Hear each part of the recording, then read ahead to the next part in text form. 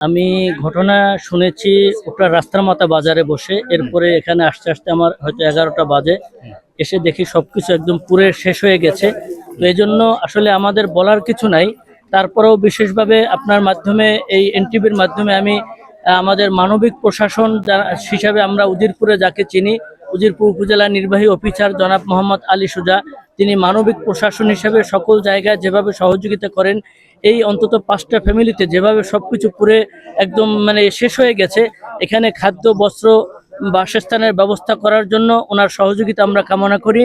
এবং বিশেষ করে নবনির্বাচিত সংসদ সদস্য, যিনি মানবিক নেতা, যিনি অত্যন্ত জনদরদী, জনাব শরফুদ্দি আহমদ সান্টু ভাই, ওনার সহযোগিতা কামনা করি এই জন্য, যাতে তারা এই লোকগুলো ঘরবাড়ি, বাসস্থানের ব্যবস্থা করতে পারে। আমি এখানে এসে যে বিভীষিকাময় পরিস্থিতি দেখেছি, তাতে এই যে পরিবারগুলো যে ক্ষতিগ্রস্ত হয়েছে, এই ক্ষতিগ্রস্ততার জন্য রাষ্ট্র পরিচালনার জন্য যারা দায়িত্বভার গ্রহণ করেছেন, 5টি মৌলিক অধিকারের মাঝে 5টি মৌলিক অধিকারেই এখানে ক্ষুণ্ণ হয়েছে। এখানে আগুন লাগছে বেলা 10টার দিকে এবং 12টা, 12:30টার দিকে এটা মোটামুটি নিয়ন্ত্রণে আসছে।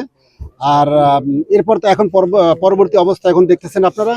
আমরা আসার পর দেখলাম যে 5টি ঘর একদম আগুনে ভস্মীভূত হয়েছে এবং আসলে আগুনে পুড়ে যাওয়ার পর ওরা 5টি পরিবারে এখন ওটা পথে বসার মতো অবস্থা। তো আমরা প্রাথমিকভাবে ওদেরকে কিছু নিত্য প্রয়োজনীয় শুকনো খাবার, চাল ডাল সহ দিয়ে সহযোগিতা করবো। এরপরে ওদেরকে প্রয়োজনীয় টিন সহ আর্থিক সহায়তা করার জন্য আমরা উপজেলা প্রশাসন থেকে প্রয়োজনীয় সহায়তা করবো। এছাড়াও আমাদের আসলে মাননীয় এমপি মহোদয়, সংসদ সদস্য শরফুদ্দি আহমদ সান্টু মহোদয়, উনিও বলেছেন, আমার সাথে যোগাযোগ করেছেন। তো উনি ওনার পক্ষ থেকে আশ্বাস দিয়েছেন যে পর্যাপ্ত পরিমাণ ওনাদেরকে ওনার পাশে থাকবেন। এবং আমরা উপজেলা প্রশাসন সহ সরকারি অন্যান্য দপ্তর যারা আছেন সবাই সর্বাত্মক ওনাদের পাশে থাকবো। আর এলাকাবাসীদের প্রতি অনুরোধ, এরা আপনাদেরই বাবা, চাচা, এরকম সবাই মিলে আমরা এই পরিবারটুকু যা কিছু ক্ষতি হয়েছে, সব ক্ষতি তো পোষানো সম্ভব নয়, আমরা যতটুকু সম্ভব ওদের পাশে সবাই থাকবো। আমি একলা ছিলাম, আমার বউ ঘরে হচ্ছে না, আমার প্রতিবন্ধী ছেলে ছিল, সেই ওরা কারা বাইর করছে আমি কইতে পারিনি।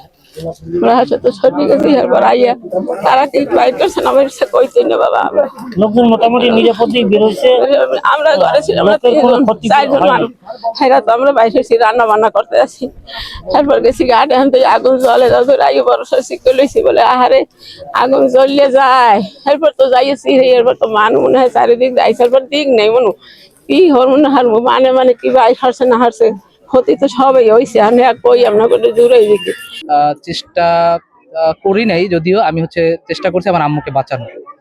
তো আমার আম্মুকে আমি একদম কি বলে 2-3 সেকেন্ডের মধ্যে আমি আম্মুরে বের করে ফেলাইছি।